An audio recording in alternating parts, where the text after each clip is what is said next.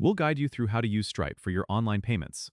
If you find this helpful, consider subscribing and liking the video. First, open your web browser and go to the Stripe website. If you don't have an account yet, click on Start Now to set one up. You'll need to fill in your business details and personal information to get started. Once you've created your account, you'll be directed to the dashboard, which is your main hub for managing payments. To start accepting payments, click on Payments from the left-hand menu. Here, you can create a new payment by entering the customer's details and the amount. Make sure to double-check everything before hitting Charges. It's important to set up your payment methods, so go to Settings and then Payment Methods to enable or disable the ones you prefer. Stripe supports credit cards, bank transfers, and even digital wallets like Apple Pay and Google Pay.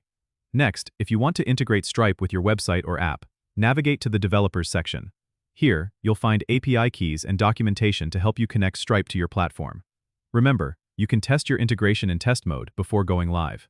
To view your transactions and payouts, head over to the Balance section.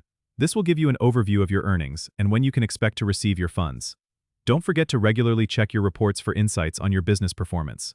Finally, if you ever run into issues, the Support tab offers a variety of resources and customer support options to help you out.